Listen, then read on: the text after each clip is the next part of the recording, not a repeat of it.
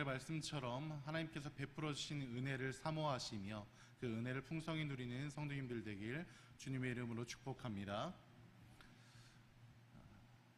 저는 휴가 때나 그리고 명절 때를 지나다 보면 저는 항상 충만해집니다. 본가와 처가에서 많은 사랑을 받고 돌아오기 때문입니다. 이번 휴가에도 본가와 처가를 방문했습니다. 잠시나마 육체적으로 그리고 정신적으로도 쉴 수 있는 시간을 가질 수 있었습니다. 그리고 양가 부모님들의 걱정과 한편으로는 또 응원을 받으며 제가 많은 사랑을 받고 있음을 다시 한번 느낄 수 있었습니다. 오늘 함께 읽은 이 본문은 제가 부모님 댁에서 머물고 올라갈 때마다 아버지께서 항상 제게 그리고 제 가족 구성원들 모두에게 전해주시는 말씀입니다. 아버지께서는 저와 제 가족이 이 말씀을 붙잡고 살아가길 바라시며 항상 축복해 주십니다. 이 말씀을 통해 제 아버지가 저와 제 가족에게 진정으로 바라시는 것은 하나님을 사랑하고 계명을 지키며 살아가라는 이 말씀을 그리고 이 방법을 제 신앙생활의 매뉴얼로 삼길 바라십니다. 그래서 아버지는 이 말씀을 통해 신앙생활의 매뉴얼을 숙지하고 그 매뉴얼을 따르는 것이야말로 주님이 제 삶을 이끄시는 길이며 주님이 원하시는 방향이며 그리고 주님의 축복이 제게 임하는 통로라는 사실을 끊임없이 반복해 주십니다. 그래서 이 말씀은 저와 제 가족을 향한 아버지의 축복의 메시지입니다. 제게 전해졌고 그리고 다음 세대에게 제가 전할 신앙의 유산입니다. 매뉴얼, 우린 매뉴얼이라는 단어를 참 많이 사용하고 있습니다. 우리나라 말로 다시 한번 순화해서 사용을 하면 사용설명서, 지침서라고 할 수 있습니다. 이 매뉴얼에는 물건의 기본적인 소개가 담겨 있습니다. 그리고 기계와 같은 물건을 작동시키거나 제작할 때 어떻게 사용하고 어떻게 제작하는지 사용 방법과 제작 방법이 글이나 그림 등으로 기록되어 있습니다. 그래서 이 매뉴얼 숙지를 잘 하면 물건을 작동시키거나 제작할 때 큰 어려움 없이 우리가 사용할 수 있음을 우리는 잘 알고 있습니다. 그래서 보통 물건을 사면 이 포장 안에 서면으로 된 매뉴얼이나 안내 책자가 있습니다. 그런데 요즘에는 이렇게 서면으로 된 매뉴얼보다 더 많이 사용하는 매뉴얼이 있습니다. 인터넷을 이용하거나 유튜브를 통해 직접 작동시키는 그런 방법을 사용하는 것입니다. 이 방법은 직접 제작하고 조립하는 과정을 올려둠으로써 그것을 직접 보고 직접 보면서 함으로써 바로 할 수 있게 되는 것입니다. 저도 얼마 전에 아이들 장난감을 이케아라는 곳에서 사서 조립해 준 적이 있습니다. 그 물건 안에는 서면으로 된 매뉴얼, 안내 책자가 있지만 숙지하기가 쉽지 않아서 유튜브를 보면서 조립하였습니다. 손재주가 없는 저라도 시간을 갖고 따라하면 충분히 할 수 있었습니다. 3시간 걸린 것은 말씀드리지 않겠습니다. 작은 거 하나 조립하는데 그걸 유튜브를 아무리 본다 한들 제가 손재주가 없기 때문에 3시간이나 걸렸습니다. 이렇게 매뉴얼은 우리의 실패와 그런 사고의 확률을 줄입니다. 특히 우리가 자동차를 후진시킬 때 후방 카메라를 보면 색깔이 드러남을 우리는 확인할 수가 있습니다. 그래서 이 색깔을 통해 후진되는 방향을 알 수 있고 그리고 내 뒤에 얼만큼의 거리에 어떠한 장애물이 있는지 알 수가 있습니다. 그래서 후진할 때 큰 도움이 됩니다. 그래서 안내 책자인 이 매뉴얼을 참고하여 따라하면 쉽게 목표에 이를 수가 있습니다. 그런데 이상하게도 우리나라 사람들 중 많은 분들은 매뉴얼을 잘 보지 않습니다. 하던 대로 하거나 자기가 하고 싶은 대로 먼저 작동시키고 조립합니다. 이것은 저도 마찬가지일 때가 많습니다. 매뉴얼을 볼 때는 물건을 정말로 작동시키지 못했을 때나 고장났을 때 매뉴얼을 그제서야 들춰봅니다. 서비스 센터의 번호와 위치를 찾기 위해서입니다. 이런 것을 보면 우리는 때론 매뉴얼을 신뢰하지 않을 때가 있습니다. 그 이유는 해봤거나 아니면 내 감각과 내 방법을 더 선호하기 때문입니다. 그리고 우리나라 물건들이 직관적으로 아주 잘 만들어져 있기 때문에 매뉴얼이 없어도 구동시키는데, 사용하는데 전혀 문제는 없습니다. 그러나 이것은 우리의 삶에서만 적용되는 문제이지 우리의 신앙생활에는 꼭 매뉴얼이라는 것이 필요합니다. 이 매뉴얼을 따라 신앙생활을 해야만 하나님의 울타리 안에서 벗어나지 않습니다. 그리고 죄를 지을 확률을 극히 낮출 수 있습니다. 오늘 말씀은 십계명의 두 번째 계명 중에 한 부분입니다. 하나님의 백성들이 하나님이 주시는 은혜를 얻고 그 누리는 방법에 대해서 소개하고 있습니다. 하나님께서 이스라엘 백성들에게 전해주시는 이 십계명은 신앙생활을 하는 데 있어서 가장 쉬운 매뉴얼입니다. 하나님은 백지 상태인 이스라엘 백성들에게 십계명을 통해서 자신을 소개하십니다. 그리고 하나님 나라의 백성들로서 이스라엘 백성들이 살아갈 수 있는 매뉴얼 또한 오늘 전달해주고 계십니다. 그리고 이 매뉴얼대로 살아가면 그들이 누릴 그 복, 그들이 누릴 은혜에 대해서도 소개하십니다. 우리가 하나님이 주시는, 그리고 이스라엘 백성들이 하나님이 주시는 은혜를 얻고 그리고 누릴 수 있는 방법은 무엇입니까? 바로 하나님을 사랑하며 계명을 지키는 것입니다.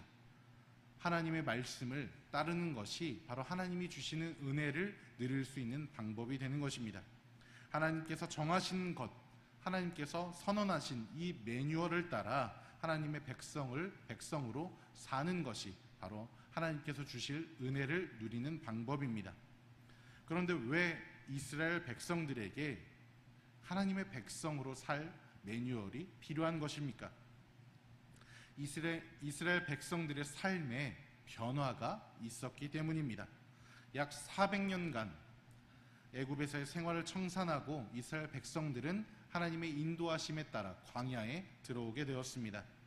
그동안 이스라엘 백성들의 가치관은, 그들의 삶의 중심은 아브라함을 이끄셨던 하나님이 아닌 애굽의 신들이었습니다.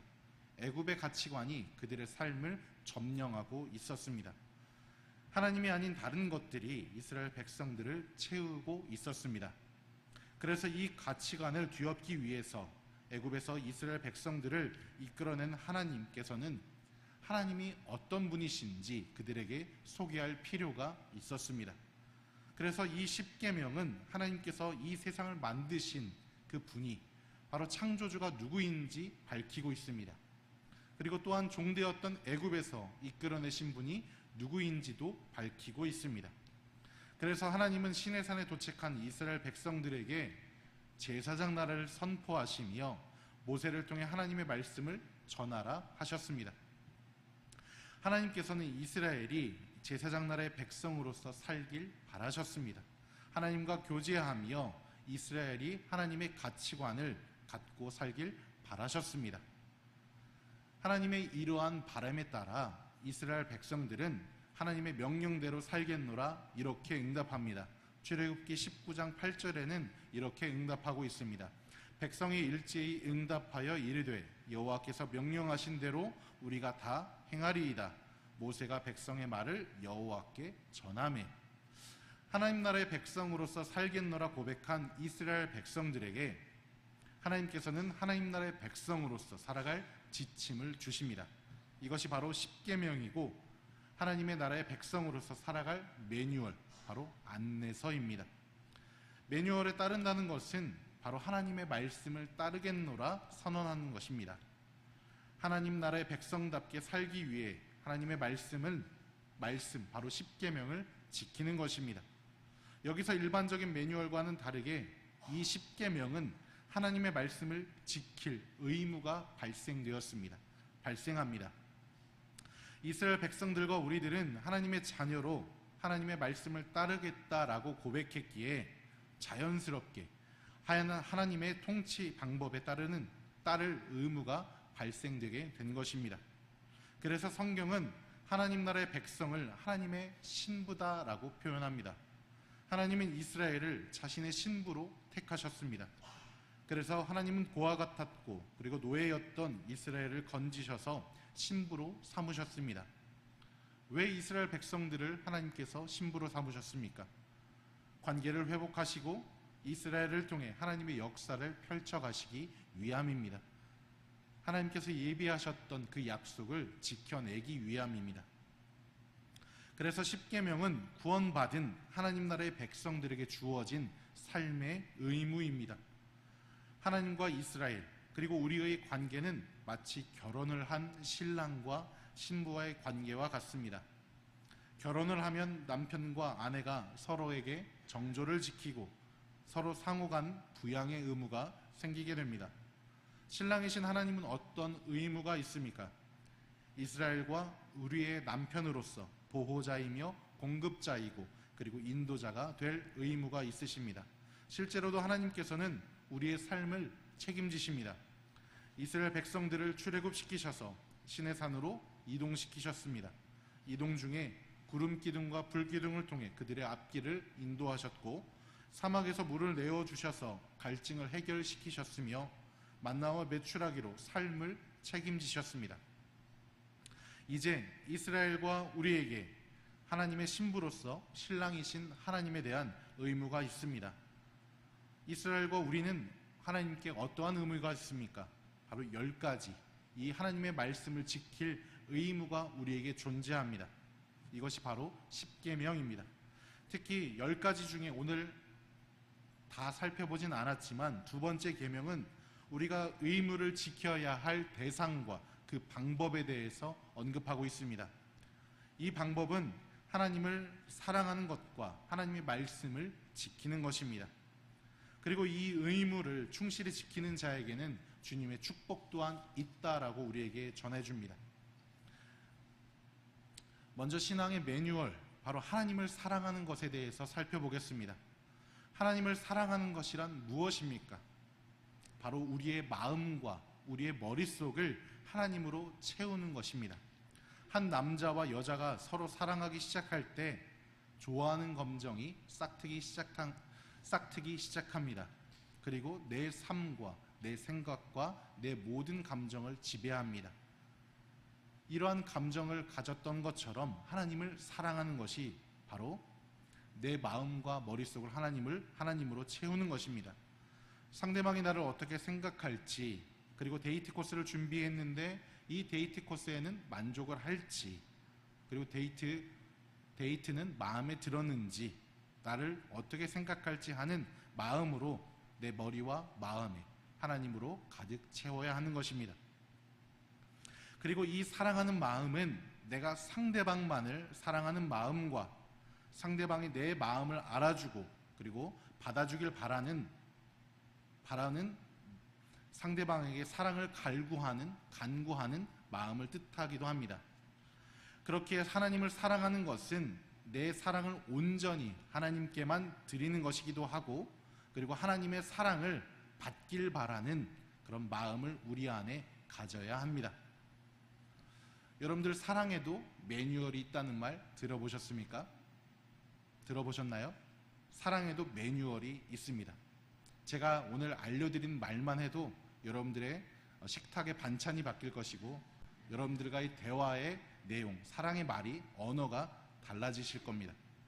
꼭 오늘 한번 해보시길 바랍니다.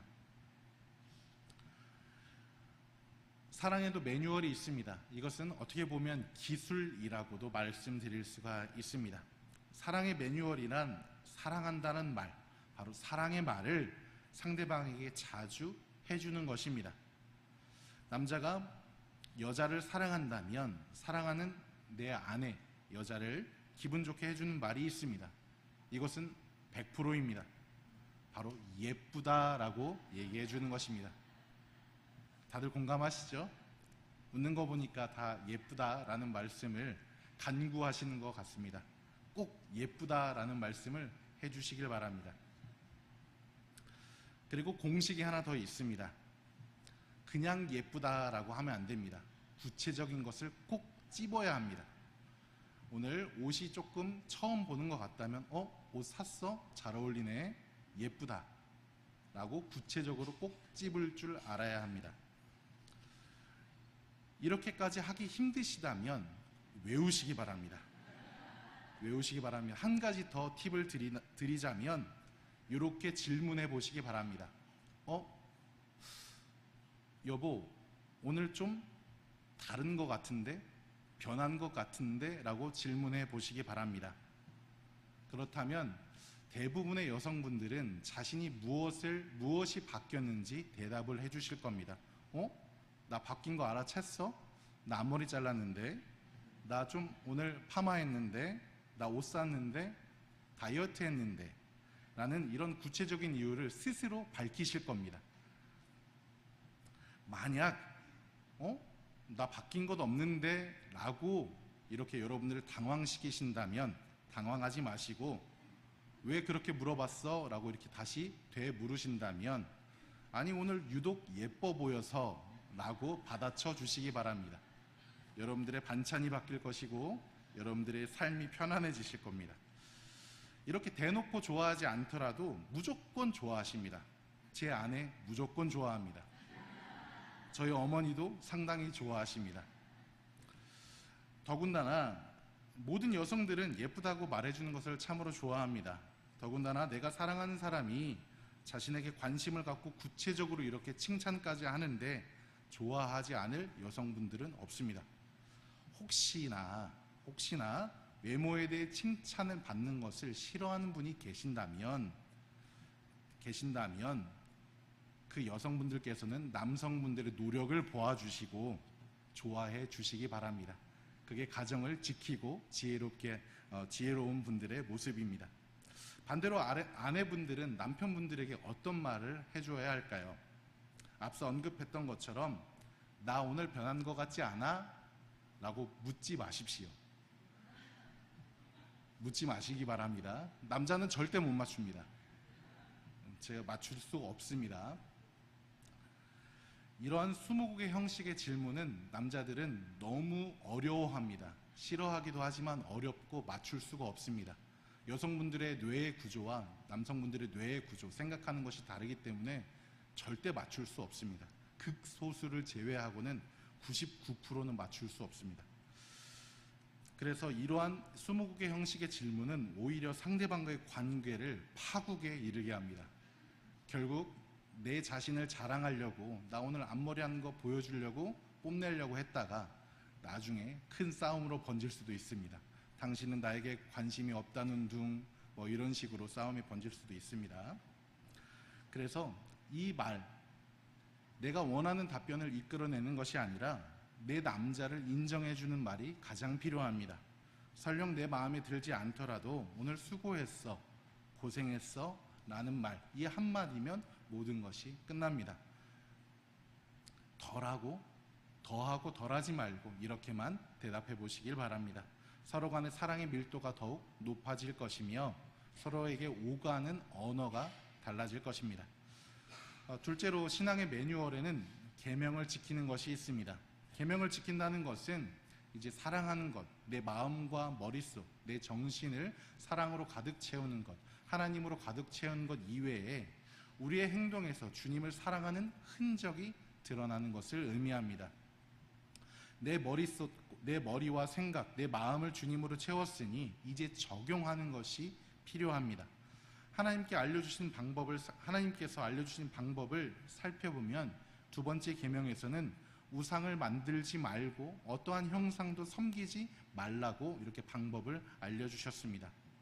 하나님을 사랑하는 것, 내 마음과 머릿속을 가득 채우는 것도 중요하지만 내 생각과 마음이 행동에서도 드러나야 함을 전해주고 계십니다. 주님을 사랑한다 라고 입술로는 고백하고 있지만 나의 행동에서 우상을 섬기고 우상을 쫓고 하나님보다 더 중요한 것이 있다고 보여진다면 그것이 어떻게 하나님을 사랑한다고 하는 사람의 모습일 수 있겠습니까? 이것은 나를 속이는 것이기도 하지만 하나님을 속이는 것이기도 합니다. 그래서 행동에는 흔적이 남습니다. 그래서 이 흔적을 살펴보면 상대방의 마음과 그 생각까지도 우리가 살펴볼 수가 있습니다. 저는 특히 항상 부모님과 다른 분들에게 많은 도움을 받으며 살아갑니다. 제가 휴가 때 잠시나마 쉴 수 있는 것도 제가 쉴 때 누군가가 아이들을 봐주어야 합니다. 그분은 누구입니까? 바로 제 부모님이 되십니다. 아무 말 하지 않아도 자녀된 저와 제 아내를 사랑하는 마음을 가지고 아이들과 시간을 보내주시고 그리고 아이들을 케어해 주십니다. 이것은 저와 제 아내를 사랑하시는 부모님의 행동, 바로 그 흔적이 되는 것입니다. 이번 7, 8월 여름 사역도 하나님의 은혜 중에 무사히 마쳤습니다. 하나님의 역사하심을 가장 가까운 곳에서 저는 바라볼 수 있었습니다. 그리고 많은 성도님들께서도 함께 많이 참여해 주셨습니다. 누군가는 물질의 후원으로, 누군가는 기도의 자리로, 누군가는 헌신적인 봉사를 통해 함께 참여해 주셨습니다. 이러한 도움과 그들의 흔적이 없었다면 여름 사역이 풍성하고 은혜 중에 마치기가 어려웠을 것입니다. 물질의 후원, 그리고 기도의 자리, 헌신적인 봉사, 왜 하는 것입니까? 나를 드러내기 위해 하는 것입니까? 아니면 나 이만큼 돈 벌었어, 나 풍성해, 내가 목사니까 기도해야지, 내가 시간이 남으니까 봉사해야지, 이런 마음으로 섬기셨습니까? 이러한 마음이 아닐 줄 압니다. 물질을 후원하시고 기도의 자리를 지켜주시며 헌신적인 봉사를 하는 것은 하나님을 사랑하는 것처럼 우리 아이들과 우리 교우를 사랑하는 마음을 가지고 이렇게 함께 해주셨습니다. 바로 이것은 하나님을 사랑하는 것처럼 아이들과 교우를 사랑하는 마음인 것입니다. 바로 행동, 바로 흔적으로 다가왔습니다. 이 사랑의 흔적을 우리 아이들은 느꼈습니다. 그리고 아이들에게 감사함으로 다가왔습니다. 그래서 아이들의 마음이 움직였습니다. 그래서 지난주에는 아이들이 직접 팥빙수 나눔을 통해서 자신들이 받은 사랑에 감사하다 고백도 하였습니다. 오고 가는 그런 나눔 속에서, 오고 가는 사랑 속에서 서로에게 사랑이 싹트게 된 것입니다. 이게 바로 내 몸과 같이 이웃을 사랑하는 것이며 신앙의 매뉴얼을 적용시켜 하나님을 사랑하는 것처럼 이웃을 사랑하는 결과를 우리는 보았습니다. 사랑하는 우리 선돌교회 성도님들, 하나님께서 우리에게 전해주신 이 신앙의 매뉴얼은 우리가 주님의 길을 걷는 것입니다. 하나님을 사랑하는 것처럼 나 자신을 먼저 사랑하고 그리고 이웃을 사랑하는 것입니다. 그 길과 방법을 구약시대에는 10가지 계명을 통해 가장 먼저 전해주셨고, 그리고 신약시대 예수님께서는 본인이 그 길을 직접 가심으로 계명을 완성시키셨습니다. 그래서 주님께서 우리에게 바라시는 것은 예수님이 가신 그 길을 우리도 걷는 것입니다. 그 길이 비록 좁은 길이고 세상에서는 가지 않는 길입니다. 그리고 가지 말라고 말하는 길입니다. 그러나 그 길에는 생명이 있고 사랑이 있습니다. 주님이 함께 하십니다. 요한복음 14장 21절과 23절에서는 예수님께서 우리에게 사랑에 대해서 말씀하십니다. 나의 계명을 지키는 자라야 나를 사랑하는 자니, 나를 사랑하는 자는 내 아버지께 사랑을 받을 것이요 나도 그를 사랑하여 그에게 나를 나타내리라. 예수께서 대답하여 이르시되 사람이 나를 사랑하면 내 말을 지키리니 내 아버지께서 그를 사랑하실 것이요 우리가 그에게 가서 거처를 그와 함께 하리라. 아멘. 바로 하나님의 말씀, 그 사랑을 행동으로 그리고 흔적으로 나타내는 것이 바로 하나님을 사랑하는 것이며 계명을 지키는 것, 바로 신앙의 매뉴얼을 지키는 것이다 라고 우리에게 말씀하십니다. 그리고 출애굽기 20장 6절에서 하나님을 사랑하고 계명을 지키는 자에게 은혜를 허락하시겠다라고 말씀하셨던 것을 예수님께서 동일하게 말씀하십니다. 우리가 그에게 가서 거처를 그와 함께 하리라. 그리고 나도 그를 사랑하여 그에게 나를 나타내리라. 우리와 함께 하신다 말씀하십니다. 결국 주님은 우리 모두가 주님의 길을 걸으며 끊어졌던 하나님과 우리와의 관계를 회복시켜 우리와 다시 교제를 하길 원하십니다. 그래서 우리 모두가 주님의 사랑을 풍성히 누리길 바라십니다. 신앙의 매뉴얼 속에 담긴 주님의 사랑을 기억하시며 내가 원하는 길이 아닌 주님의 말씀을 따라 그리고 주님이 가신 그 길을 따라 신앙의 매뉴얼을 지키며 살아가는 성도님들 되시길 주님의 이름으로 축복합니다.